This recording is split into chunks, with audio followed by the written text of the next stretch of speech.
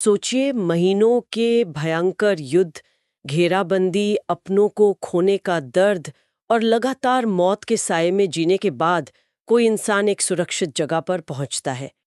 आमतौर पे तो हर कोई यही सोचेगा ना कि वो इंसान शारीरिक और मानसिक रूप से टूटकर गिर जाएगा। हाँ, बिल्कुल। मतलब कोई भी पूरी तरह से पस्त हो जाएगा। सही बात है। शायद वो बस सोना चाहेगा या अपने घावों को भरने के लिए किसी एकांत में छिप जाएगा, लेकिन इसके बजाय होता ये है कि वो इंसान बिना किसी किताब, बिना किसी पुराने ड्राफ्ट या नोट्स के एक बहुत बड़ा काम शुरू कर देता है। अपनी याददाश्त से दुनिया के सबसे महान और विशाल आध्यात्मिक ग्रंथों में से एक को फिर से लिखवाने का काम। हाँ, बिल्कुल वही। और वो भी केवल अपनी याददाश्त के सहारे। ये वाकई रोंगटे खड़े कर देने वाला है। ये एक ऐसी घटना है जो इंसानी क्षमता, आघात से उबरने की ताकत और बौद्धिक एकाग्रता की हर स्थापित धारणा को पूरी तरह चुनौती देती है। और आज की इस गहरी चर्चा में हमारे पास जो ऐतिहासिक दस्तावेज और नोट्स हैं, वो इसी असाधारण घटना की परतें खोलते हैं। हम बात कर रहे हैं 18वीं सदी की शुरुआत के तलवंडी साबो की। जी। और हमारी इस गहरी चर्चा का मिशन भी यही है। हम ये समझना चाहते हैं कि कैसे तलवंडी साबो का वो क्षेत्र, जो कभी एक बहुत ही शांत और साधारण सा शहर हुआ करता था, इस घटना के बाद सिख विरासत और ज्ञान के सबसे महत्वपूर्ण केंद्रों में से एक में बदल गया। देखिए, इसे समझने के लिए हमें सबसे पहले उस समय के हालात को देखना होगा। हम आनंदपुर साहिब, चमकौर साहिब और मुक्तसर के उन भीषण युद्धों के ठीक बाद के समय की बात कर रहे हैं। बहुत ही कठिन समय था वो। बिल्कुल।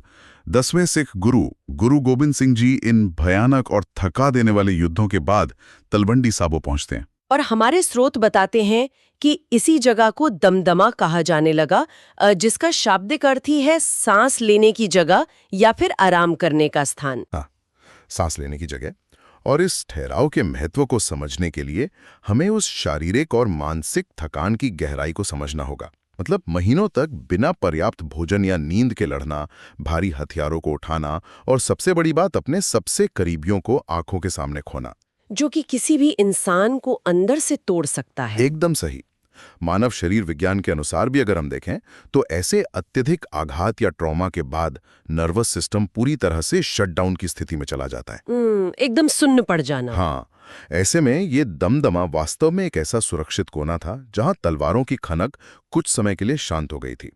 लेकिन यहाँ जो इतिहास रचा गया वो ये साबित करता है कि गुरु साहिब ने इस ठहराव को केवल शारीरिक विश्राम तक सीमित नहीं रखा। तो ये कुछ ऐसा हुआ जैसे कोई मैराथन रनर 42 किलोमीटर की थका देने वाली रेस पूरी करके आए, उसके पैरों से खून रिस रहा हो, वो पसीने से लथपथ हो और फिनिश लाइन पर गिरकर सोने के बजाय वो तुरंत एक डेस्क पर बैठ जाए। हाँ, डेस्क पर बैठकर दौड़ने के विज्ञान पर एक विश्वस्तरीय किताब लिखने लगे।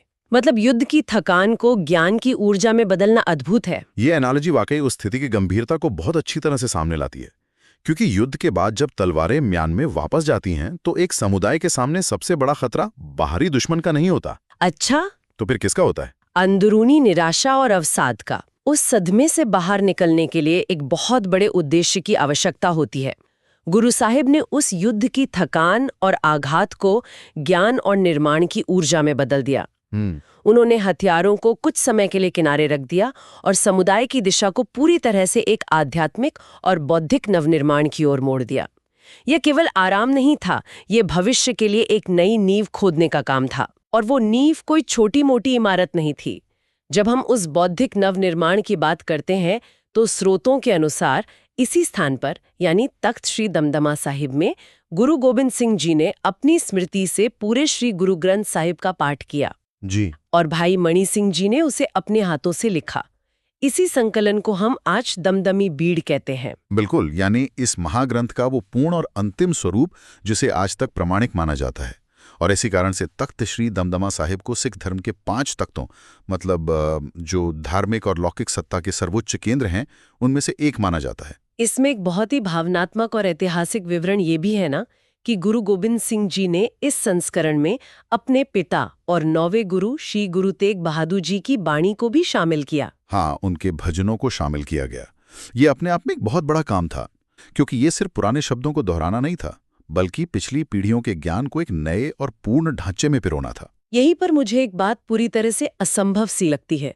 मतलब अगर हम आधुनिक मनोविज्ञान या न्यूरोसाइंस की बात करें तो भारी तनाव और ट्रॉमा इंसान की याददाश्त को सबसे पहले प्रभावित करते हैं। मेमोरी लॉस सबसे आम बात है ऐसे हालात में। तो फिर उस स्तर के मानसिक आघात और शारीरिक थकावट के बाद 1430 पन्नों के एक विशाल ग्रंथ को बिना किसी लिखित संदर्भ के सिर्फ याददाश्त के सहारे हूबहू लिखवा देना, मतलब ये मानवीय रूप से कैसे संभव है? एक इंसान का दिमाग इतनी विशाल जानकारी को बिना कोई गलती किए कैसे प्रोसेस कर सकता है? देखिए, इस सवाल का जवाब उस ढांचे में छुपा है जिस पर बाणी रची गई है। ये कोई गद्य या सामान्य कहानी नहीं है जिसे रटा गया हो। श्री गुरु ग्रंथ साहिब की संरचना पूरी तरह से संगीतमय और काव्यात्मक है। अच्छा, मतलब उसे संगीत के हिसाब से बुना गया है। हाँ, इसे रागों यानी विशिष्ट संगीत पैमानों और मीटर में पिरोया गया है। भारतीय उपमहाद्वीप की श्रुति परंपराओं में जब ज्ञान को एक विशेष लय, ताल और राग के साथ जोड़ा जाता है तो वो दिमाग के केवल स्मृति वाले हिस्से में नहीं रहता।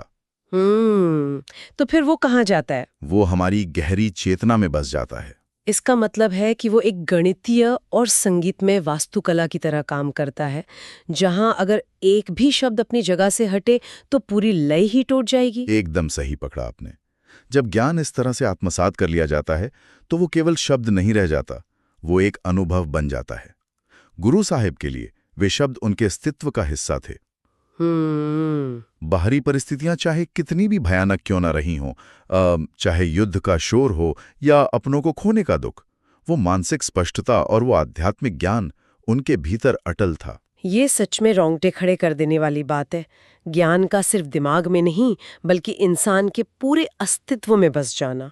बिल्कुल, ये घटना इस बात का सबसे बड़ा प्रमाण है कि जब चेतना पूरी तरह से केंद्रित होती है तो मानवीय दिमाग ट्रॉमा के बीच भी सर्वोच्च स्तर का फोकस हासिल कर सकता है। लेकिन जब एक बार भाई मणि सिंह जी ने गुरु साहब के मुख से सुनकर ये दमदमी बीड़ पूरी कर ली तो एक बहुत बड़ी व्यवहारिक समस्या सामने खड़ी हो गई होगी। हाँ, और वो समस्या थी संरक्षण की। उसे सुरक्षित कैसे रखा जाए? जी हाँ, क्योंकि अब एक महाग्रंथ तैयार है जो पूर्ण है और प्रमाणिक है, लेकिन ये 18वीं सदी की शुरुआत है। कोई प्रिंटिंग प्रेस नहीं है, कोई डिजिटल फाइल या फोटोकॉपी मशीन नहीं है।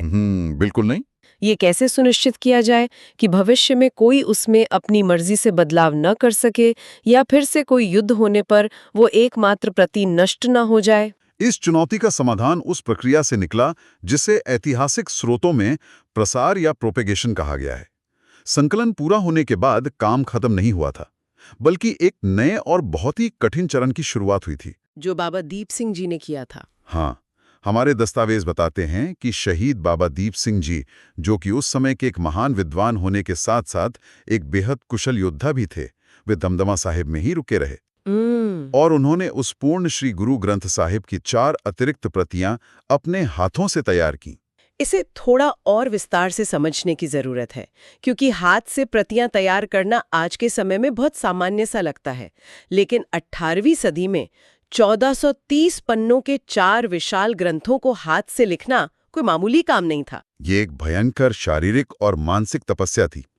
उस समय स्याही कोई दुकान से नहीं खरीदी जाती थी। हाँ, खुद बनानी पड़ती होगी। बिल्कुल, उसे कालिक, गोंद और कुछ विशेष वनस्पतियों को उबालकर खुद तैयार करना पड़ता था।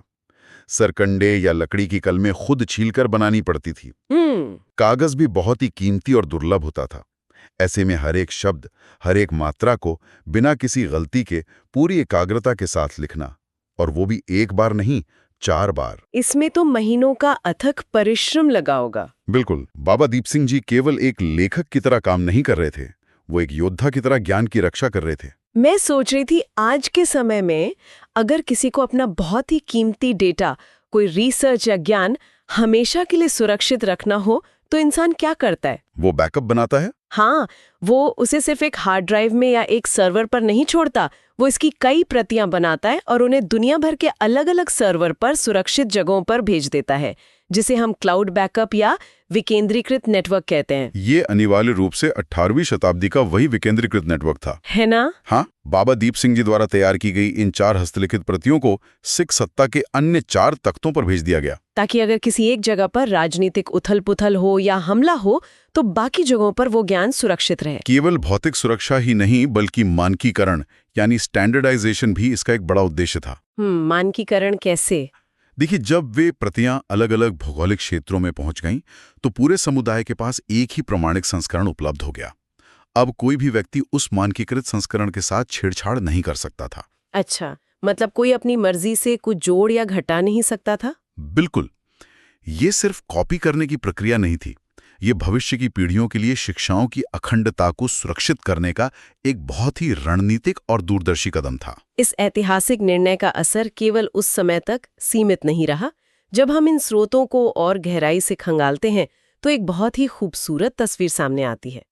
ये देखना अद्भुत है कि कैसे उस सांस लेने की जगह पर किए गए इस बौद्धिक काम ने तलवंडी साबो की पूरी संस्कृति और वहां के लोगों के दैनिक जीवन को हमेशा के लिए बदल दिया। सही कहा।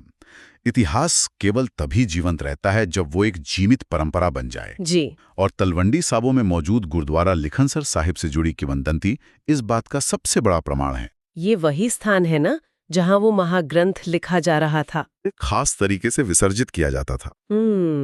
जरा उस दृश्य की कल्पना कीजिए। महीनों से लगातार लिखने का काम चल रहा है।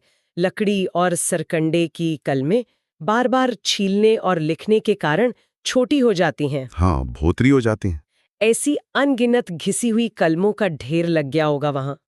गुरु साहेब ने निर्देश दिया कि उन सभी कलमों और बची हुई स्याही को पास के ही एक सरोवर में विसर्जित कर दिया जाए। और केवल इतना ही नहीं, गुरु गोबिंद सिंह जी ने उस जल को आशीर्वाद भी दिया।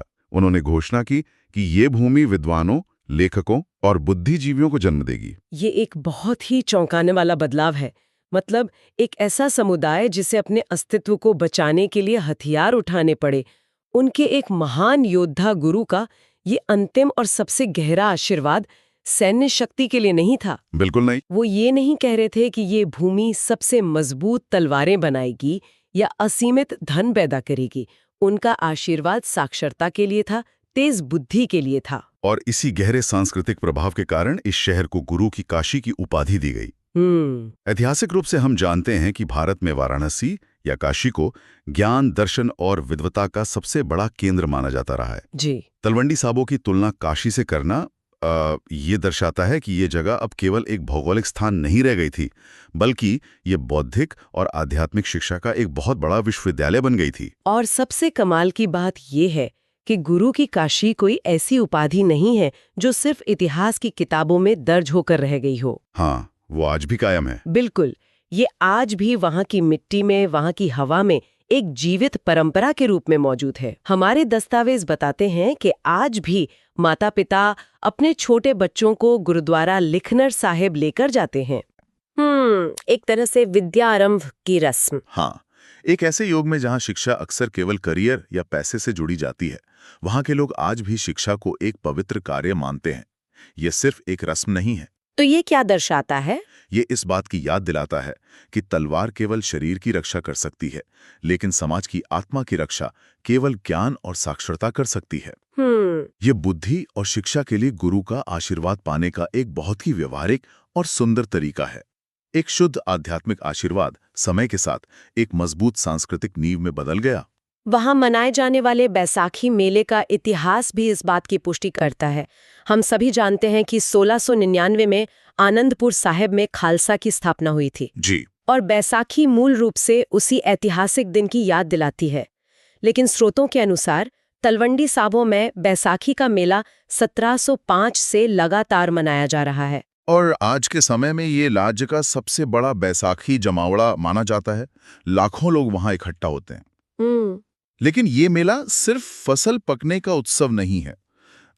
ये गुरु की काशी की उस विशिष्ट पहचान का जश्न है। लोग वहां आते हैं, प्रार्थना करते हैं, सेवा करते हैं और उस ऐतिहासिक ठहराव को याद करते हैं जिसने उनके भविष्य की पूरी दिशा ही बदल कर रख दी थी। ये उस बात का उत्सव है कि कैसे एक समुदाय ने बर्बादी के कगार से उठकर एक महाग्रंथ की रचना की। बिल्कुल। अगर हम इन सभी ऐतिहासिक घटनाओं, युद्ध के मैदान से निकलकर दमदमा साहिब पहुंचना, वहां बिना किसी संदर्भ की स्मृति से महाग्रंथ की रचना करना, 4 हस्तलिखित प्रतियों के जरिए उस ज्ञान का प्रसार करना और फिर गुरु की काशी की उपाधि प्राप्त करना, इन सब को एक साथ रखकर देखें तो ये कहानी आज के दौर के लिए भी बहुत प्रासंगिक हो जाती है। वाकई, क्योंकि हम आज सूचनाओं और जानकारी के ओवरलोड वाले युग में जी रहे हैं। हाँ, बिल्कुल। हमारे पास हर चीज का डिजिटल डेटा है, हर किताब इंटरनेट पर उपलब्ध है, लेकिन तरवंडी साबो की ये कहानी हमें सिखाती है कि सच्चा संरक्षण, असली प्रिजर्वेशन केवल वो नहीं है जहां ज्ञान को बस एक सर्वर में या एक तिजोरी में बंद करके रख दिया जाए। सच्चा संरक्षण तो वो है जहां अगली पीढ़ी को उस ज्ञान को पढ़ना, लिखना और समझना सिखाया जाए। एकदम सही। जब तलवंडी साबो में बच्चों को पहला अक्षर लिखना सिखाया जाता है तो असल में उस ज्ञान का जीवित संरक्षण हो रहा होता है। ये सिर्फ एक विश्राम स्थल की कहानी नहीं है, ये उस टर्निंग पॉइंट की कहानी है जहां हथियारों की जगह कलम ने ले ली, जहां समुदाय ने ये तय किया कि तलवार से हम अपना आज तो सुरक्षित कर सकते हैं, लेकिन अपने भविष्य को सुरक्षित करने के लिए हमें साहित्य और ज्ञान की ही जरूरत पड़ेगी। इस पूरी घटना का सबसे बड़ा सबक यही है कि भारी थकान और आघात के बाद की शून्यता को अवसाद में बदलने से कैसे रोका जाए और कैसे उसे एक रचनात्मक और बौद्धिक क्रांति में बदला जाए। और इसी विचार के साथ इस गहरी चर्चा को समाप्त करने से पहले मैं चाहूंगी कि हम सभी एक विशेष दृश्य पर विचार करें। गुरुद्वारा लिखणसर साहिब के उस सरोवर में फेंकी गई उन पुरानी घिसी हुई लकड़ी की कलमों के बारे में सोचिए। हम अक्सर मानते हैं कि उन्हें पानी में डालना सिर्फ साफ सफाई का एक व्यावहारिक काम था। हाँ, मतलब पुरानी हो चुकी चीजों को ठिकाने लगाने का तरीका। बिल्कुल, लेकिन क्या ये संभव है कि उनका उस जल में विसर्जित किया जाना कोई साधारण काम नहीं था? शायद उसके पीछे कोई गहरा अर्थ हो। हाँ, शायद वो आने वाली हर नई पीढ़ी के लिए एक मौन निमंत्रण था, एक बहुत ही गहरा संदेश कि गुरु ने अपना काम पूरा कर लिया है। जो कलमें उन्होंने इस्तेमाल की थीं, वे अपना महान उद्देश्य पूरा करके विसर्जित हो चुकी हैं। और अब ये जिम्मेदारी आगे बढ़ गई है। एकदम सही। अब ये हम सबकी और आने वाली हर पीढ़ी की जिम्मेदारी है कि हम अपनी नई कलम उठाएं, उस ज्ञान को आगे बढ़ाएं और अपने खुद के इतिहास को लिखना जारी रखें।